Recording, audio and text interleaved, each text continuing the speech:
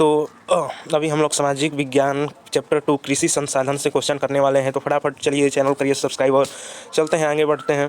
Question number first, निम्नलिखित में से कौन सा उस कृषि प्रणाली को दर्शाता है जिसमें एक ही फसल लंबे चौड़े क्षेत्र में उगाई जाती है। तो ये काफ़ी सवाल क्वेश्चन मतलब जो कि है आसान है। रोपण कृषि हो गया सी। और क्वेश्चन नंबर 2, निम्नलिखित में से कौन सी रबी फसल है। रबी फसल जो है वो हो गया चना। रबी मतलब समझ रहे हैं ना, चना हो गया, तिलहन हो गया, दलहन हो गया, वो सब रबी में आते हैं।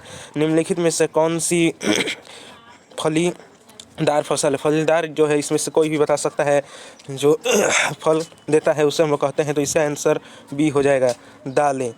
ठीक है, फलीदार फसल। हाँ, क्वेश्चन नंबर 4, सरकार निम्नलिखित में से कौन सी घोषणा फसलों को सहायता देने के लिए करती है। इसका 1 हो जाएगा, न्यूनतम सहायता मूल्य, जो कि सरकार के द्वारा दिया जाता है, किसानों को लाभ उठाते हैं। निम्नलिखित में से भारत की कौन सी पेय फसल है, पीने वाली फसल। तो इसमें से आप लोग देख सकते हैं कि सिर्फ इंडिया में ही कॉफ़ी होती है, इसीलिए बी हो सकता है, बी होगा ही, हो सकता है नहीं होगा ही। निम्नलिखित में से कौन सा खाद्य फसल है, खाने वाला फसल है। तो ये चावल, डी।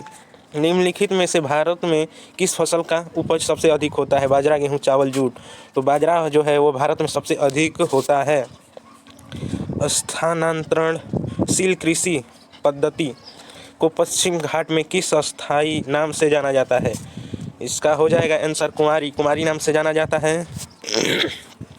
अभी क्वेश्चन नंबर 9 है, निम्नलिखित में से कौन से भारतीय कृषि की विशेषता है। तो इसका आंसर जो है वो हो जाएगा डी, इनमें से सभी, जो कि ए बी सी तीनों होगा। तो इसे थोड़ा ध्यान से आप लोग देख लीजिएगा। और वैश्वीकरण का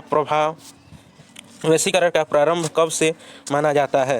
तो इसका आंसर हो जाएगा 18वीं सदी से जो है वैश्वीकरण हो चुका था, उसमें से ट्रेड सिस्टम आ चुका था। निम्नलिखित में खरीफ फसल कौन सा है। खरीफ जो है वो हमारा चावल है, VVI क्वेश्चन, इसे ज़रूर आप लोग देख लेंगे। चलिए नेक्स्ट क्वेश्चन 12 में, बिहार के किस जिले में नहर सिंचाई का मुख्य साधन है।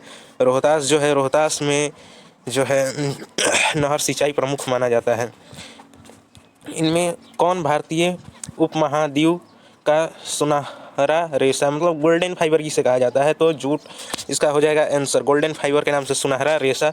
ये काफ़ी VVI क्वेश्चन है, ये हर बार मतलब पूछा ही जाता है किसी न किसी सेट में, पहली पाली या दूसरी पाली में पूछ दिया जाता है। तो इसे थोड़ा ध्यान से देख लीजिएगा। दक्षिणी भारत में सर्वाधिक गन्ना उत्पादन किस राज्य में होता है। तो इसका आंसर जो है वो आपको ए हो जाएगा, महाराष्ट्र में गन्ना जो है दक्षिणी भारत में सबसे अधिक उत्पाद होता है। ठीक है, भारत में कितने प्रतिशत क्षेत्र पर वर्षा में 2 से अधिक फसलें उगाई जाती हैं। तो 15% जो क्षेत्र है भारत में वो वर्षा के कारण 2 फसल उगाई जाती हैं। ठीक है, झूम खेती भारत के किस क्षेत्र में की जाती है।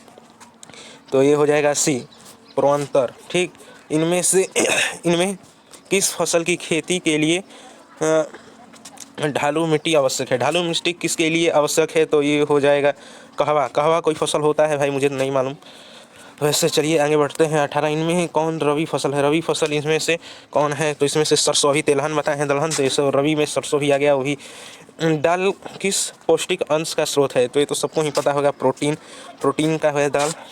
चलिए 20 नंबर क्वेश्चन हम लोग आ चुके हैं। कितनी प्रतिशत आबादी के लिए रोजगार के अवसर कृषि क्रियाकलापों से उपलब्ध होता है। ठीक है, तो इसका हो जाएगा ए, जहाँ तक ये है 53% लोग जो हैं अभी भी कृषि पर निर्भर हैं अपने दैनिक जीवन के लिए। अन्य उत्पादन में अग्रणी राज्य कौन है। तो इसका डी हो जाएगा, मेघालय में जो होता है। भारत का नारियल प्रदेश किसे कहा जाता है।